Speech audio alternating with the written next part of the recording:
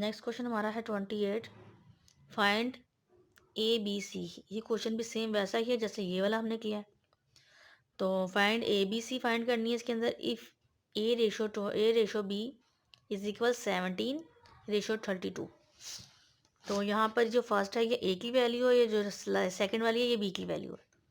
And B ratio C find करनी है हमने। तो इज इक्वल जो बी की वैल्यू है वो 48 है रेशो, और जो सी की वैल्यू है वो 51 है। इस चीज़ को आपने अच्छे से समझ लेना है। तो इसको हम सोल्व करते हैं। ये रहा 28 क्वेश्चन हमारा। हमने फाइंड करनी है ए बी सी इसके अंदर। और क्वेश्चन ये है A ratio B is equal 17 ratio 32। B ratio C is equal 48 ratio 51। यहाँ पर आपने एक और से चीज़ समझनी है कि जो यहाँ पर देखें पहले ए लिखा हुआ है, तो ये जो 17 है ये ए की वैल्यू है, और इसके बाद जो बी आ रहा है बी, तो बी की जो वैल्यू है वो 32। इस तरह से आपने इसको अरेंज कर देना है, ठीक है ना। फिर यहाँ पर बी है तो बी की जो वैल्यू है वो 48 है, और सी की जो वैल्यू है वो 51 है। तो सोल्यूशन में आना है आपने। सोल्यूशन में देखिए इस तरह से अगेन क्वेश्चन को दोबारा लिख दिया है हमने यहाँ पे। अब आपने क्या करना है, ए बी सी फाइंड करना है। तो A B C, A ratio B ratio C हमने रेशो के साथ फाइंड करना है। तो देखिए सबसे पहले ए है, तो ए जो है हमारे पास क्या था 17। ये देखें यहाँ पर ए जो है हमारे पास 17 था, तो हमने यहाँ पर 17 को अरेंज कर दिया है। और बी जो था हमारे पास वो था 32। ये रेंज हो गया हमारे पास। अब मज़ीद हमने आगे जाना है। आगे हमारे पास जो नेक्स्ट बी था वो क्या था 48 रेशो, और सी जो था वो 51 था। इस तरह से रेंज करने के बाद हमने इसको इस तरह से मल्टीप्लाई करना है। 17 को 48 से मल्टीप्लाई किया तो हमारे पास क्या आया 816। 816 आ गया, रेशो का साइन दरमियान में आएगा। अब आपने 48 को ऊपर की तरफ जो 32 है उससे मल्टीप्लाई कर देना है इन दोनों को आपस में। तो हमारे पास 1536 आ जाएगा। रेशो का साइन दरमियान में आ गया। अब मज़ीद हमने 32 को इस तरह से मल्टीप्लाई कर देना है 51 के साथ। तो हमारे पास क्या आएगा 1632। ये हमारे पास वैल्यू आ गई। अब हमने इनका क्या करना है, मज़ीद हमने इन तीनों वैल्यू का रेशो ख़त्म करके यहाँ पे सम ले लेना है। सम लेने के बाद इक्वल हमारे पास इन तीनों को जब हम जमा करेंगे तो हमारे पास क्या वैल्यू आएगी 3948 आएगी। हमने इसको सेम इसी तरीके से यहाँ पर 816 डिवाइड बाय इस वैल्यू के साथ अरेंज कर देना है। 816 divide by 3984 ratio 1536 divide by 3984। दोबारा से हमने लिख देना नीचे रेशो 1632 डिवाइड बाय 3984।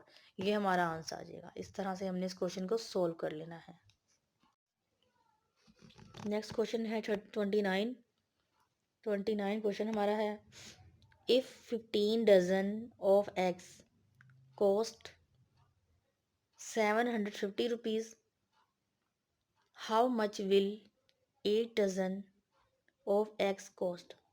अगर 15 दर्जन अंडों की जो ख़रीद है वो 750 है, तो 8 दर्जन अंडों की जो कीमत होगी, कीमत ख़रीद वो कितनी होगी, ये हमने यहाँ पर बताना है। सोल्व करते हैं इसको भी।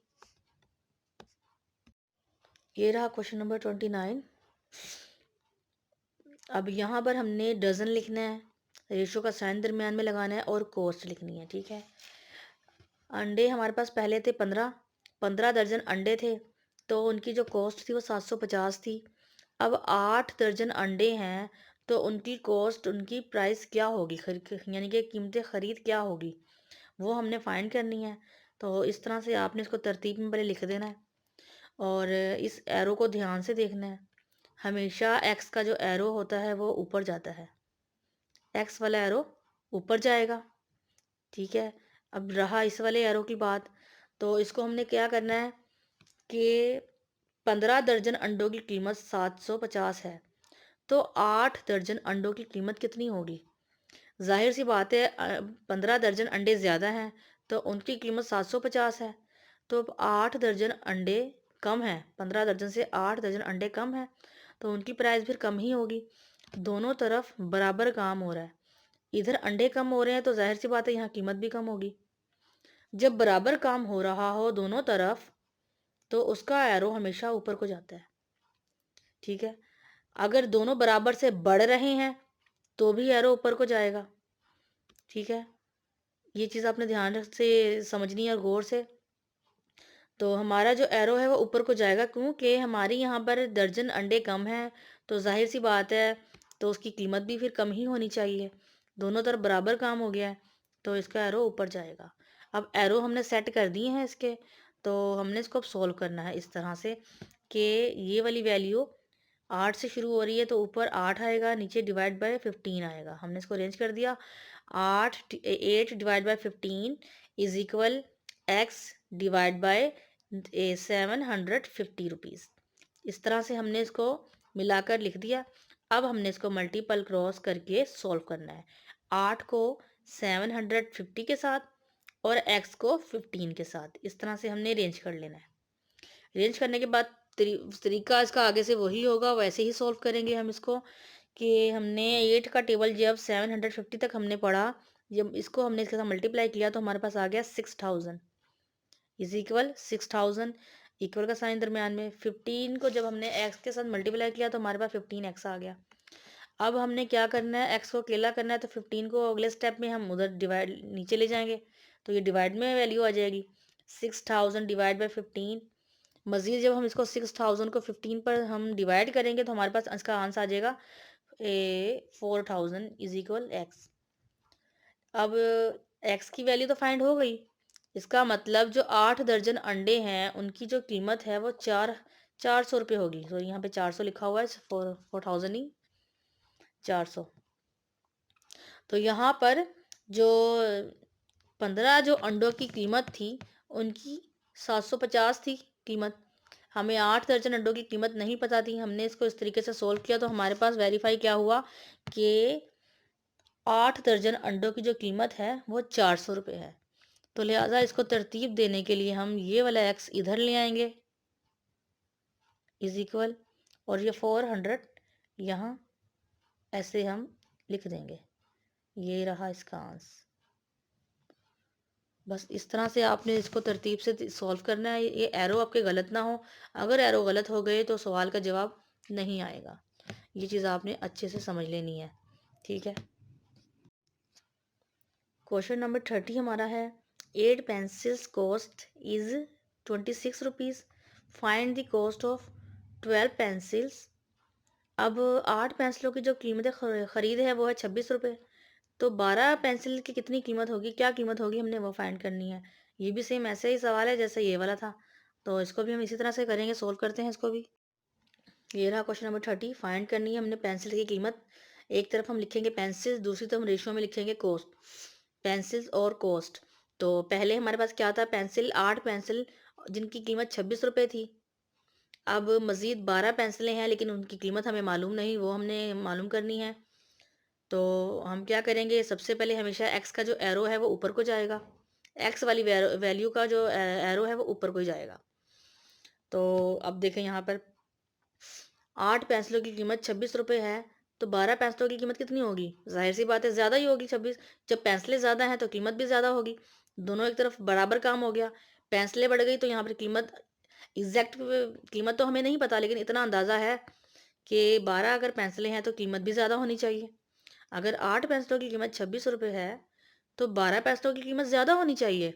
तो दोनों तरफ बराबर काम हुआ, पेंसिलें बढ़ी तो कीमत भी बढ़ गई, बराबर हो गया काम। तो इसका जो एरो है ना वो एरो ऊपर को जाएगा। एरो फाइंड कर लिया हमने।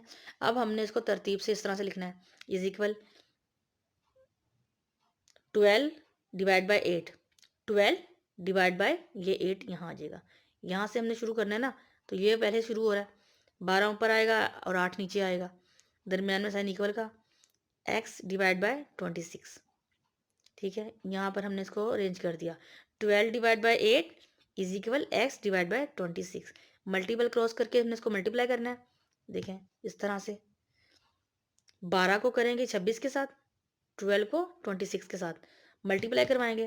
पहले अरेंज करके लिख देना है, इज इक्वल x को 8 के साथ। इस तरह से ही हमने इसको लिख दिया।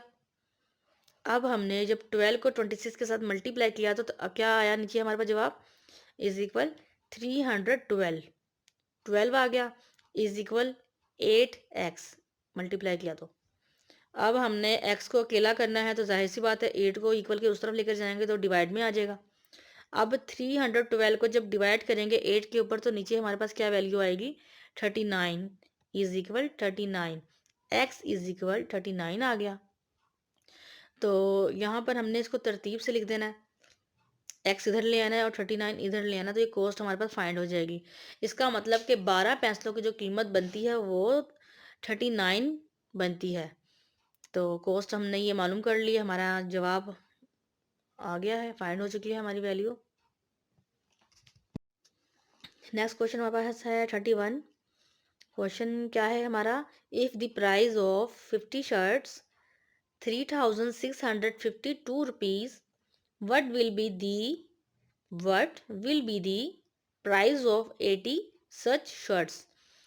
यहाँ पर हमसे सवाल में पूछा जा रहा है कि अगर 50 शर्ट्स की कीमत, कमीज़ की कीमत 3652 रुपये है तो 80 शर्ट्स जो हैं, 80 कमीज़ों की कीमत क्या होगी। हमने फाइंड करनी है इनकी कीमत, प्राइस फाइंड करनी है। तो सोल्व करते हैं इसको भी।